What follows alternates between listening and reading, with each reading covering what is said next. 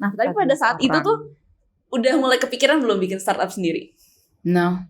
Belum ada. Scared me shit.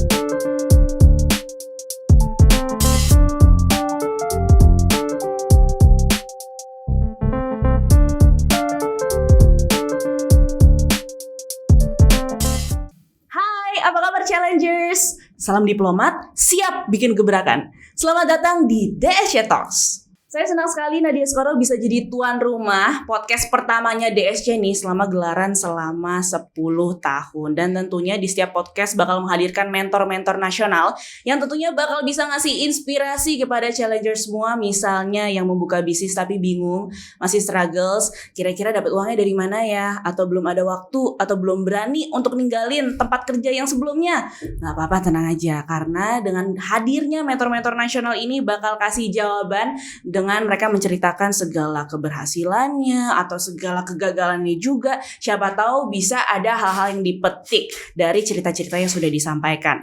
Dan di podcast pertama ini sudah ada satu mentor nasional perempuan, namanya Mbak Ines Stefani. Hai, selamat siang Mbak. Hai Nadia, selamat siang. Selamat siang. Mbak Ines kan sekarang sebagai founder and managing directornya Supernova. Betul. Tapi pas saya lihat di CV pertamanya Mbak Ines, ya, saya tuh tertarik banget Mbak untuk nanya ini nih.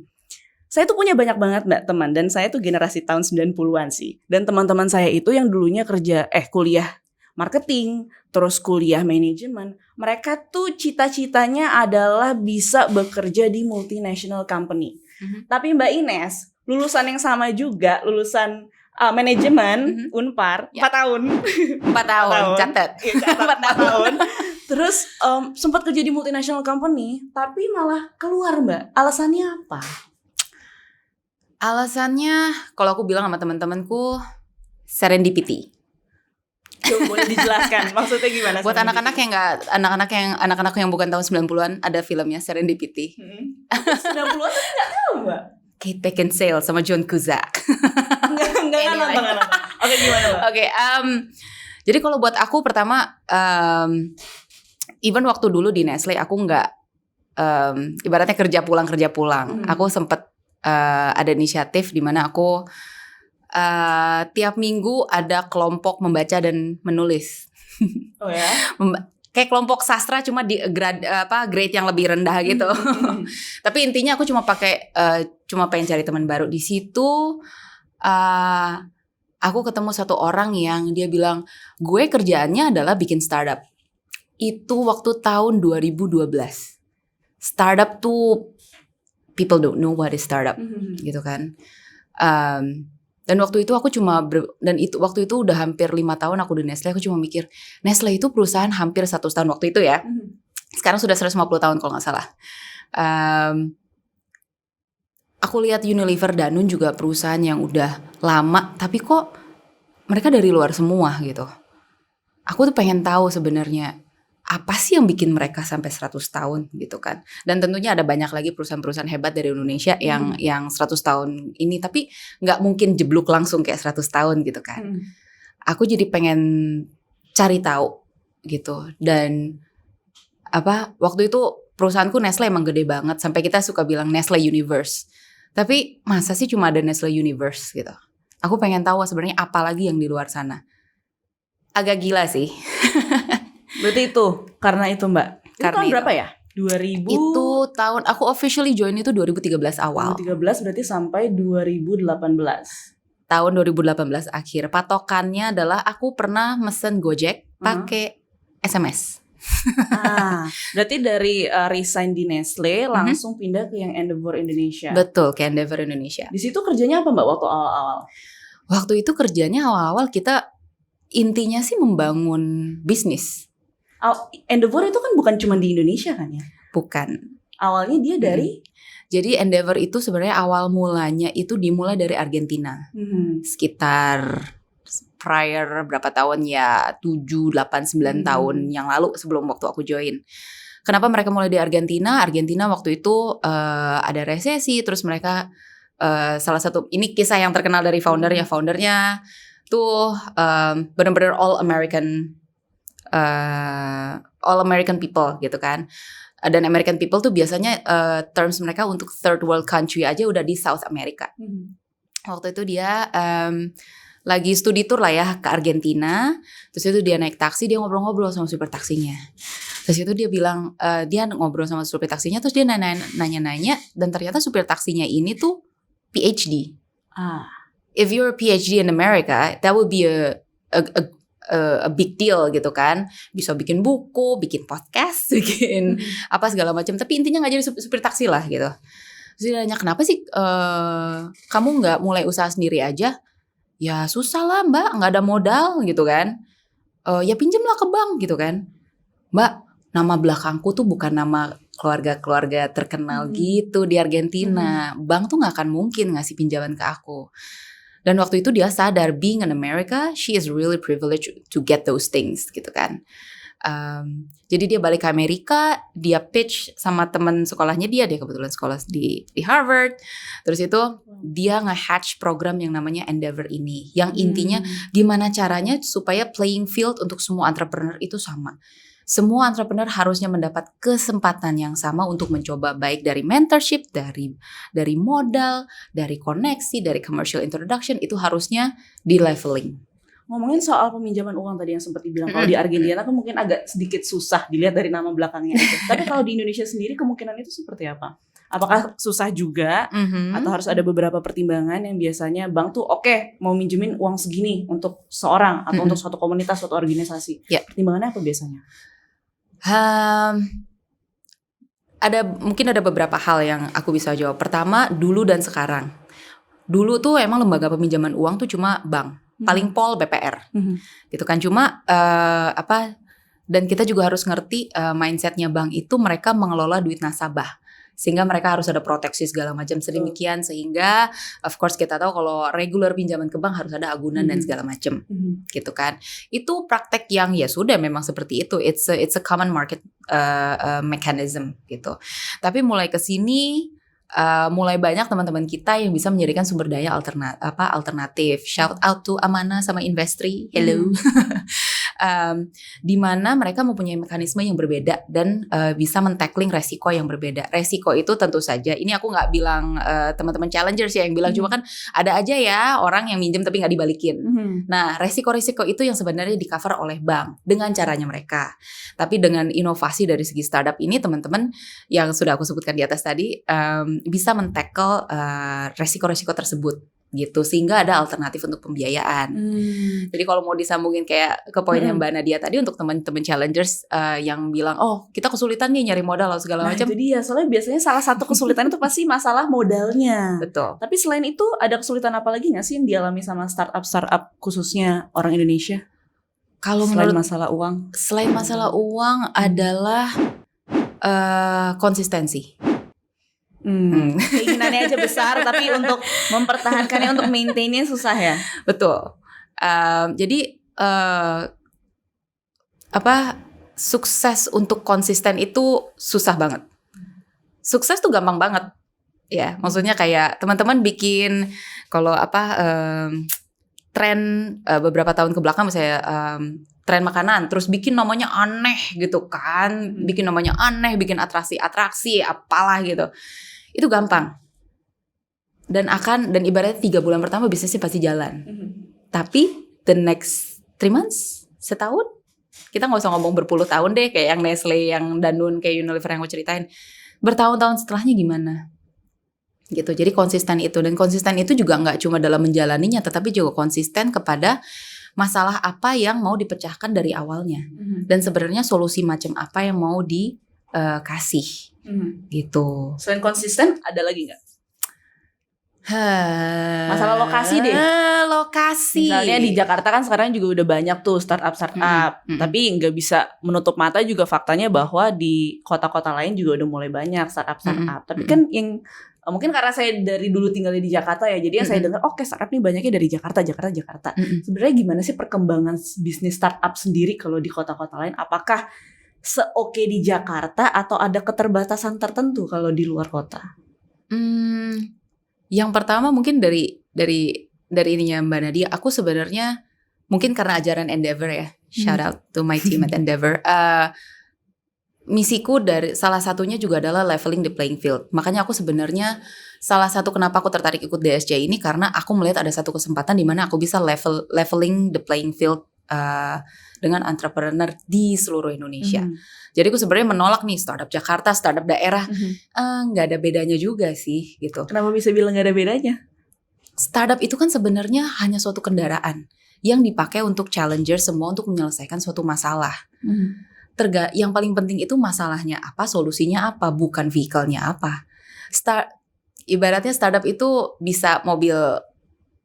Aku boleh nyebut brand gak sih di sini? Tadi dari kemarin udah nyebut brand. Baiklah saya nyebut brand. Gak apa-apa.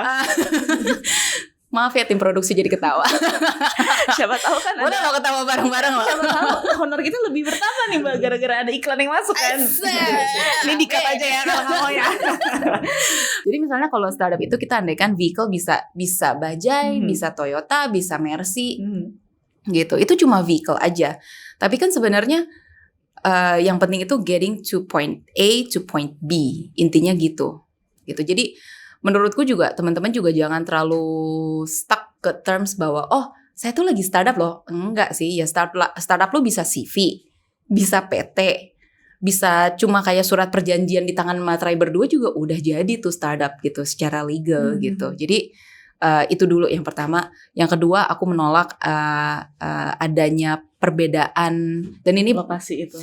Ada perbedaan lokasi itu bisa ini perbedaan sekarang ya aku nggak bilang apa secara naif nggak ada gitu. Memang ada hal yang aku cuma bilangnya hal yang lebih mudah kalau di Jakarta, hal yang lebih gampang. Ada hal juga tapi yang lebih gampang kalau di daerah.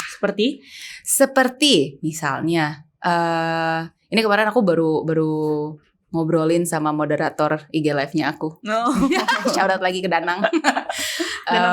Danang Jufri. Salah. Gak terkenal itu kayaknya Danang yang ini.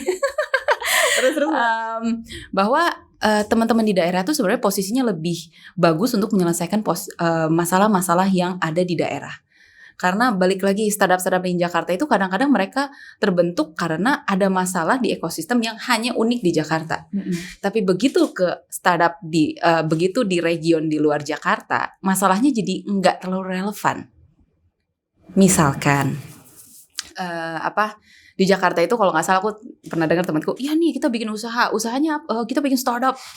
Startupnya apa? Iya kita bikin booking lapangan golf jadi lebih gampang. Lapangan golf. It's a problem here in Jakarta. Banyak orang yang pengen main golf. Iya, tapi kan lahannya terbatas. Harus booking latihnya whatsoever gitu kan. Tapi kan kalau kita tanya sama teman-teman kita misalnya di Banyuwangi, masalahnya apa? Petani-petani di sana. Beras kita nggak ada yang mau ngambil misalnya. Gara-gara pandemi misalnya seluruh rantai pasokan kita terbatas. Gitu, terlimitasi karena pandemi ini. Dan itu kan sebenarnya kalau menurut aku ya, sistemnya kan berarti nggak jalan kan di situ kan. Jadi sebenarnya ada yang unik masalah di daerah dan sebenarnya cukup sizable untuk dipecahkan. Oke, berarti ini bukan masalah lokasi, tapi lebih gimana kita tahu masalah apa yang ada di setiap daerahnya, terus startup itu dikembangkan dari situ. Misalnya kekurangannya apa, terus dibantu dengan hadirnya startup. Betul. Tadi Mbak Ina sempat bilang masalah ekosistem. Kalau kita lihat dari kacamata helikopter, ekosistem startup di Indonesia tuh seperti apa? Lebih banyak misalnya mereka startup khususnya apa? Atau lebih gimana? Kalau dari ekosistem sih, honestly I lose count sih. I lose count untuk sebenarnya di bidang apa aja startup kayak gini. Cuma aku kebetulan passionate-nya lebih ke ibaratnya bukan hanya di startup. Tapi yang tadi Mbak Nadia nanya, kan kita tadi banyak ngobrol soal startup nih, tapi juga ada pemain-pemain penunjangnya, gitu. Mungkin yang paling gampang pemain penunjangnya investor, gitu kan. Tapi juga aku pengen mengangkat elemen-elemen penunjang lainnya seperti DSC ini salah satunya, mentor, inkubator, akselerator, gitu. Kita harus ingat ekosistem ini banyak asal katanya dari mana sih gitu kan. Asal katanya adalah ya dari teman-teman challenger pasti tahu lah ya, pertama kali kita dengar kata ekosistem itu kayak buku IPA terus ada piramida gini kan, paling atas burung elang. Ketahuan banget gue angkatan berapa. Paling bawah misalnya ada ini, dan itu memang ekosistemnya harus terjaga dan seimbang. Nah, untuk yang sekarang kalau dari ini pandangan personalku sendiri ya, ekosistem kita itu yang seperti Mbak Nadia bilang itu terlalu banyak di Jakarta. Jadi terlalu Jakarta sentris. Akibatnya apa? Misalnya problemnya bagus, startupnya oke, tapi mereka lose sight tentang masalah-masalah yang real yang ada di lapangan, gitu. Kan masalahnya di luar Jakarta, tapi mereka bikinnya di Jakarta, gitu. Jadinya nggak in touch dengan konsumen, nggak in touch dengan problemnya, karena kan problemnya evolve. Apakah itu karena efek nggak terlalu melek sama teknologi juga Mbak? Apa lebih gimana alasannya? Kalau menurut aku nggak banyak orang yang berani untuk langsung take step, bener-bener terjun ke masalahnya. Itu yang pertama. Kedua, orang suka salah kaprah tentang kata-kata inovasi, tentang kata-kata startup. Menurut mereka startup itu harus tech, harus ada aplikasinya, harus ada di Google Play atau di Apple Store gitu. Tapi mungkin aku jelasinnya lebih gampang. Misalnya aku mau ambil startup temanku yang namanya Sirtanio. Di situ mereka menyelesaikan masalahnya real. Masalahnya apa memang itu? Masalahnya yang tadi aku sempat mention tadi, ada petani di Banyuwangi, mereka tanam beras gitu kan, berasnya bagus gitu, tapi nggak ada yang mau ngambil gitu for some reason gitu. Yang mereka tanam itu beras merah organik, it's good for diabetic, dan sebenarnya kan banyak orang diabetes di Indonesia gitu kan, yang butuh itu, yang sebenarnya pangsa pasarnya gede. Ini kita ngomong belak-belakan aja ya, pangsa pasarnya memang gede gitu. Tapi kenapa orang nggak ada yang mau jualan gitu? Simply orang nggak pernah tahu di Banyuwangi ada potensi sebesar itu. Orangnya aku nggak mau ke Banyuwangi, aku nggak mau ke Deso. Aku kok ya bikin startup kok ya di Banyuwangi gitu loh. Tapi sebenarnya kayak teman-teman di Sirtanio, mereka berani langsung terjun ke lapangan, mereka ngerti masalahnya apa, mereka bergaul dengan para petani. Kemudian apa yang mereka lakukan juga adalah inovasi, business model innovation. Betul, kalau teman-teman challengers ngeliat di Apple Store nggak ada aplikasi yang namanya Sirtanio, obviously gitu. Cuma ada masalah real di situ, dan secara real juga mereka bawa solusinya. Ini menyambung ke pertanyaannya Mbak Nadia yang tadi, di mana anak-anak startup itu ngejarnya status unicorn, decacorn atau apapun itu. Tapi aku balik lagi, masalah yang lu berusaha pecahin, does it require you to become an unicorn? Masalahnya segini udah cukup kok gitu, and it's quite sizable gitu for you untuk, ya mungkin nggak langsung jet pribadi sih, cuma ya cukup sizable, you help people, memajukan daerah gitu, and it's enough. Ya betul, karena menurut saya juga ya, bisnis yang bakal maju, mau itu bisnis di bidang startup atau dimanapun, itu bakal bisa maju dan berkembang kalau memang dia tuh memenuhi kebutuhan-kebutuhan yang ada di kehidupan manusia setiap harinya. Betul. Berarti kalau di Endeavor Indonesia itu Mbak Ines selama berapa tahun? Aku hampir 6 tahun. 6 tahun. 2017. Udah ada berapa startup yang Mbak Ines bantuin tuh? Wah. Kalau jadi Endeavor itu sebenarnya dia sistemnya kayak funnel kan. Jadi kita a big part of it adalah selection, di mana aku ngerasa beruntung banget ketemu banyak startup yang keren gitu. Ide-ide yang keren.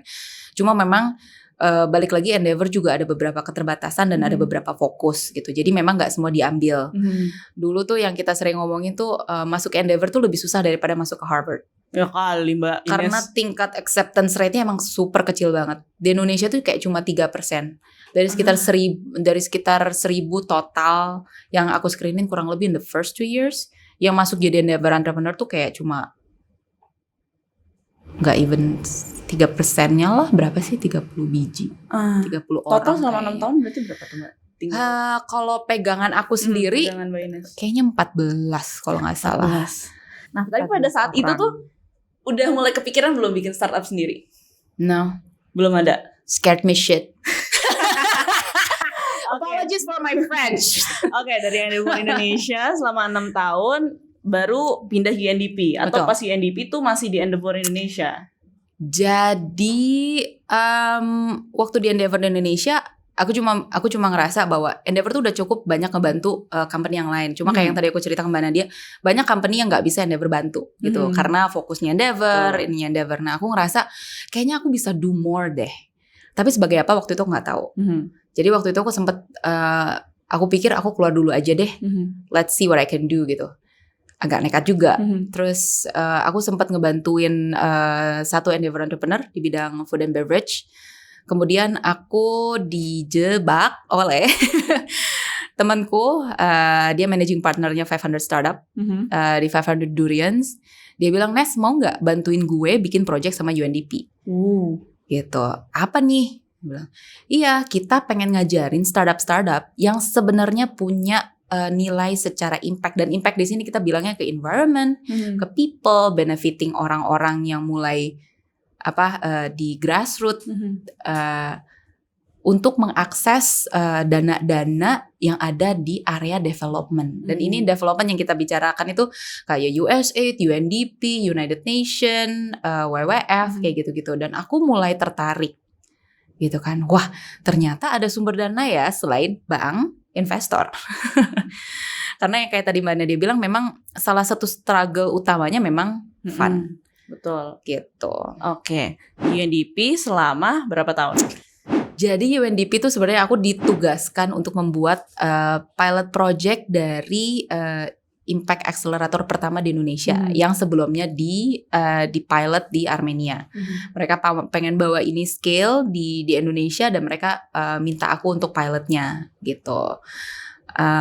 Tapi selama di sana, dan aku balik lagi bersyukur banget aku ketemu orang-orang yang bisa ngajarin aku, orang-orang dari UNDP sama 500 juga banyak bantuin aku. Di situ aku malah dapat insight baru bahwa yang sebenarnya udah aku ceritain yang tadi dari awal, bahwa Jakarta, luar Jakarta, daerah gitu, aku ngerasa ini kayaknya nggak bener nih kayak gini nih gitu. Karena just like anybody else, I was so Jakarta focused and Jakarta centric that I forgot Indonesia tuh nggak cuma Jakarta. Betul. We have 17,000 bloody island di luar sana gitu. Dan kan. Masih banyak potensi juga yang bisa digali dari situ. Banyak banget.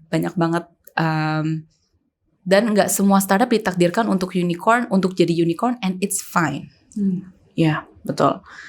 Aku fokus sama ini Mbak. Jadi kan sempat baca juga tuh di websitenya UNDP yang Indonesia, kalau memang mereka tuh di situ fokusnya juga untuk mengatasi masalah kemiskinan yang ada di Indonesia. Karena faktanya adalah lebih dari 11% warga di Indonesia tuh miskin lah ibaratnya. Apa yang udah Mbak lakukan dengan berkolaborasi dengan UNDP itu, misalnya apa sih Mbak yang Mbak lakukan kemarin di UNDP? Exactly. Jadi sebenarnya mirip sama kerjaan aku di Endeavor. Aku menseleksi 9 startup yang menurutku bisa ngasih impact untuk terutama penduduk miskin itu. Dan by the way, miskin itu nggak cuma satu dimensi. Miskin itu bukan nggak punya duit. Miskin itu nggak punya akses ke kesehatan. Miskin itu nggak punya akses ke pekerjaan. Miskin itu nggak punya akses ke, tadi aku udah bilang pendidikan apa kesehatan? Pendidikan, kesehatan, pekerjaan, lingkungan yang baik gitu. Itu juga masuk kategori miskin loh. Banyak aspeknya. By the way, dan UND punya whole report on this. Check out the website. Very good. Namanya Human Development Index kalau nggak salah. Dan aku mulai dan kenapa aku milih 9 startup ini, karena mereka multidimensional untuk membantu. Nah, 9 startup ini apa Mbak? Aku masih inget ya Tuhanku. Oke, salah satunya aja deh. Salah satunya yang aku bangga banget dan aku ngerasa close, mungkin karena aku juga seorang ibu, namanya Sehati. Mereka itu bikin yang namanya maternal telemedicine. Intinya adalah mereka memberdayakan bidan-bidan, karena by the way obgyn di Indonesia itu cuma berapa doang, dan 80% persalinan itu dibantu oleh bidan. Betul. Shout out Bu Anda. Ini bidan kalau di daerah-daerah itu kan pasti bidan. Untuk mendapatkan akses. My own mother-in-law is bidan. Jadi aku ngerasa deket banget. I see. Dan aku tahu betapa susahnya mereka mendapat akses informasi apa yang terjadi di janin aja susah banget gitu kan. Jadi Sehati ini mempunyai teknologi yang namanya telemedicine. Intinya cuma USG cuma bisa pakai handphone. Oh ya? Dan mereka bisa kirim hasilnya ke Objin, karena by the way cuma Objin yang terlatih untuk membaca itu. Dan Objinnya bisa real time langsung kasih ininya, analisisnya betul. Dan itu saves a lot of life. Jadi kalau Mbak Nadia bilang, Mbak Ines ngelakuin apa? Aku sih nggak ngelakuin apa-apa. Ini orang-orang gila ini loh yang ngelakuin, yang banyak ngelakuin. Aku cuma doing some push gitu. Oke. Dari situ baru Mbak kepikiran tuh untuk bikin startup sendiri. Dari situ aku cuma gemes. Dari dulu aku menganggap aku bukan entrepreneur gitu. Jadi waktu itu kalau masa sih nggak ada dari pihak swasta maupun pihak development, masa sih nggak ada yang memberikan akses atau pelatihan, mungkin hybrid semacam antara akselerator atau penyedia dananya gitu. Kenapa sih nggak ada yang ngelakuin ini gitu kan? Aku coba pitch, aku coba nanya-nanya sama teman-temanku investor, sama startup, enggak Nes, belum ada. Terus sampai aku ketambahan satu dimensi lagi, yaitu dimensi kabupaten. Kemarin aku ngobrol-ngobrol sama Mas Jim Oklahoma. Shout out to I Grow Again. Banyak ya yang di shout out. Maaf ya teman-teman produksi. Tapi dia ngomong bahwa peran si kabupaten ini benar-benar instrumental dan besar, terutama untuk daerah-daerah yang benar-benar jauh dari Jakarta. Karena kabupaten itu, by the way, aku harus ingetin teman-teman challenger, kabupaten itu adalah satuan pemerintahan terkecil yang mereka punya budget sendiri dan punya otoritas untuk membuat keputusan sendiri. Jadi memang mereka perannya sangat besar kali, terutama di era desentralisasi sekarang. Gitu. Oke, jadi awalnya dari situ baru ngebuka startup ini. Jadi awalnya dari situ, akhirnya aku yang kayak nggak ada yang ngerjain, Nes, lu aja lah. Sama berapa ini Mbak Ines? Sendiri atau ngajak? Masih ketakutan untuk sendiri. Enggak sih, sebenarnya bukan ketakutan sih. Aku ngerasa aku punya forte di bidang swasta. Aku tahu banyak startup, aku tahu banyak investor, tapi aku sendiri belum terlalu, walaupun aku pernah di UNDP, tapi aku ngerasa kurang. Jadi aku ngajak 2 founderku yang lain. Yang satu Gita Syahrani, yang satu Fajar Anugrah. Kita punya background yang sangat dalam dengan pemerintah kabupaten, dan Fajar itu punya ties yang cukup dalam baik di bidang development maupun di bidang government juga. So I need them. Gitu. Sejauh ini apa aja yang udah dilakuin atau rencana apa yang bakal dilakukan ke depannya Mbak dengan ada startup ini? Yang pertama sih yang kita lakuin adalah sebenarnya mencoba menggabungkan ekosistem ini sih. Jadi yang paling gampang adalah kita lagi berusaha membantu, dan ini pragmatisnya adalah kita berusaha membantu pemerintah kabupaten untuk punya portofolio komoditas mereka sendiri. Memang dengan adanya portfolio itu membantu apa? Kalau dengan membantu apa itu, jadi ini mungkin aku masuk dari segi development ya, dari seginya Gita. Di mana dia itu mulai karirnya dengan kelapa sawit. Jadi banyak teman-teman mungkin tahu ya, banyak kabupaten, pemerintah, termasuk pemerintah provinsi yang pendapatan daerahnya terlalu tergantung pada satu komoditas aja. Misalkan tambang, misalkan kelapa sawit. Sebenarnya nggak apa-apa juga sih, cuma kadang-kadang karena sudah terlalu lama dan terlalu lama bergantung, jadinya either mereka, kalau nggak ada itu mereka nggak bisa survive gitu. Itu yang pertama. Yang kedua, seringkali ada banyak kasus lah ya, di mana mungkin ada salah satu pelaku usahanya yang nakal gitu kan. Jadi dan waktu itu aku ingat banget aku ditunjukin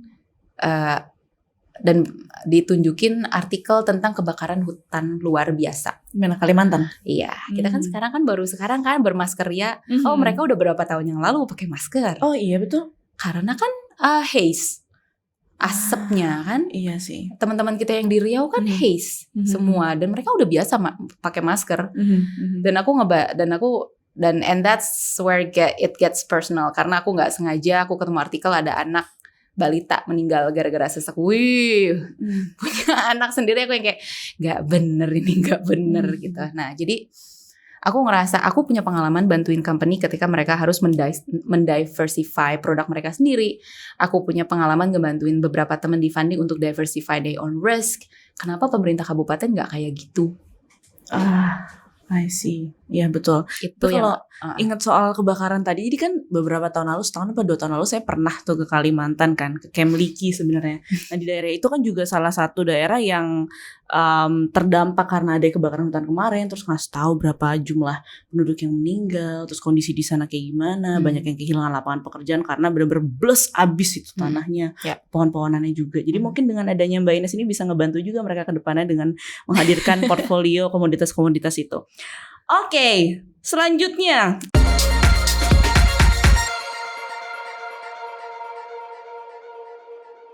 Mbak Ines. aku pengen minum dulu. Ini mudah mendadak nervous. Ini pertanyaannya tuh pertanyaan yang mudah, tapi mungkin untuk dijawabnya mesti mikir. Mesti mikir karena Mbak Ines tuh cuma punya waktu nggak nyampe 5 detik kalau kata Mas Yadi. Ya. Pertanyaan cuma 3. Setiap pertanyaannya itu Mbak Ines cuma dikasih waktu 3-5 detik untuk menjawab.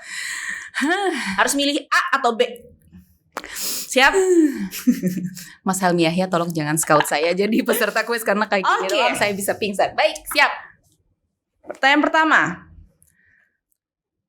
Punya banyak waktu atau punya banyak teman? Punya banyak teman. Selanjutnya. Bikin startup sendiri atau mengembangkan startup orang lain? Masih mengembangkan startup orang lain. Oh masih. Tapi kan punya startup sendiri. Dengan mengembangkan startup sendiri. Boleh. Oke, ini yang terakhir nih. Ternyata cuma 3 ya. Kerja di Jakarta duitnya banyak atau kerja di luar Jakarta jaringannya besar? Kerja di luar Jakarta jaringannya besar. Wih, sudah. Gampang ternyata ya? Alhamdulillah. Gak nyampe 3-5 detik kan? Oke, itu dia challengers jawaban dari Mbak Ines.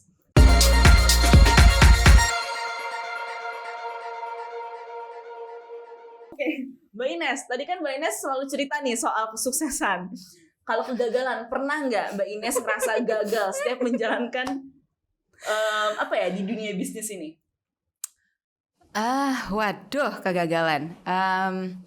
Jangan lupa Mbak, kan dari tadi kita udah ngomongin sukses terus loh. Aku nggak sukses loh. Tapi kalau misalnya kegagalan yang pengen aku share, apa ya?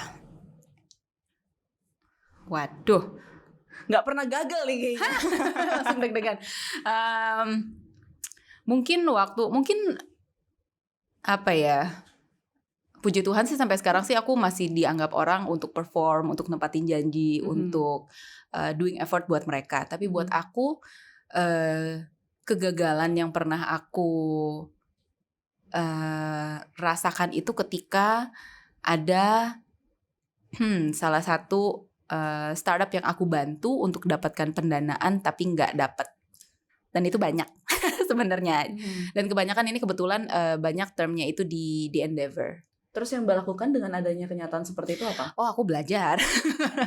Aku belajar banyak tentang ekosistem. Balik lagi ke pertanyaan ekosistem. Aku belajar ke ekosistem why investor behave that way. Kenapa investor nggak mau invest? Sama kayak pertanyaannya Mbak Nadia ke aku. Kenapa Bang nggak mau invest? Kenapa investor nggak mau invest? Kurang apa sih? Kurang apa sih company ini? Biasanya gitu kan? Kurang apa sih Mbak yang kemarin pada ditolak itu? Biasanya kurang fokus. Kedepannya mau apa? Tujuannya apa? Betul. Dan kebanyakan itu atau saking fokusnya mereka benar-benar kacamata kuda. Jadi mereka kadang nggak ngerti why investors behave the way they behave, sama apa sebenarnya ada tips dan trik yang sebenarnya mereka nggak usah merubah diri mereka sendiri, tapi cuma beberapa tips dan trik dan mungkin kayak perapihan manajemen, simple kayak gitu aja sebenarnya. Mereka bisa mengakses dana tersebut sebenarnya sih, gitu. Jadi aku mengambil pengalamanku di Endeavor, banyak banget gagal, itu mah gak usah diomongin lagi, itu banyak gagal. Di Endeavor, di UNDP, termasuk ini mungkin pengalaman pertamaku sih yang benar-benar gagal, karena aku waktu di UNDP ini aku di ujung tugasnya ini aku ditugaskan untuk pergi ke Bangkok. Ada financial forum di situ di mana yang punya duit gede ya, yang development badan development yang besar itu aku mencoba pitching untuk beberapa hal, mulai dari UNDP Indonesia, unitku waktu itu dulu di UNDP. Shout out to the innovative financing. Ada berapa tuh yang di shout out berarti tadi ya? Banyak yang di shout out, maaf ya teman-teman. Program Impact Aim, Impact Accelerator, sampai ke aku nge-pitch bener-bener ke untuk cohort. Aku sebutnya cohort, company di bawah iniku. Dan menurutku waktu itu aku kurang persiapan karena aku nggak ngerti sama sekali tentang development financing seperti apa. Akhirnya aku pulang bawa tangan hampa. Emang sih nggak ada targetnya, cuma aku ngerasa I should have done better. Dan sejak itu ide tentang Supernova sudah ada di kepalaku, dan ibaratnya kalau misalnya this is like the best revenge ever, I will make this the best revenge ever. Wih, mantap. Terakhir, Mbak Ines. Belum selesai. Belum. Mbak Baik. Ines tadi bilang kalau Mbak Ines tuh belum jadi orang sukses. Jadi arti orang sukses atau kesuksesan menurut Mbak Ines tuh apa? Ketika aku Supernova itu dibentuk karena aku melihat ada 3 galaksi yang berbeda yang sebenarnya tujuannya sama, untuk membuat Indonesia jadi sejahtera, tapi jalannya beda. Nggak pernah ngomong, nggak bisa ngomong, jalannya nggak bisa satu, jalannya nggak bisa selaras, karena mereka masing-masing punya peran sendiri sebenarnya. Aku bikin Supernova untuk menggabungkan 3 kekuatan galaksi tersebut, galaksi swasta, galaksi pemerintah, dan galaksi development. Aku akan bilang aku sukses ketika aku ngerasa ada Indonesia bisa lebih maju dari upaya yang lebih efektif dan efisien dari ketiga galaksi ini.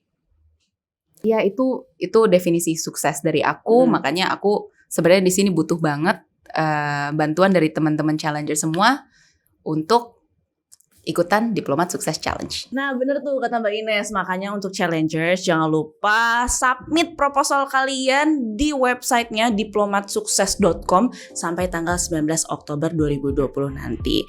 Terima kasih banyak Mbak Ines atas keseruannya hari ini ngobrol-ngobrol. Semoga challengers juga bisa terinspirasi ya dengan apa yang tadi Mbak Ines sudah ceritakan. Amin. Siap bikin gebrakan. Sampai ketemu di podcast selanjutnya. Bye.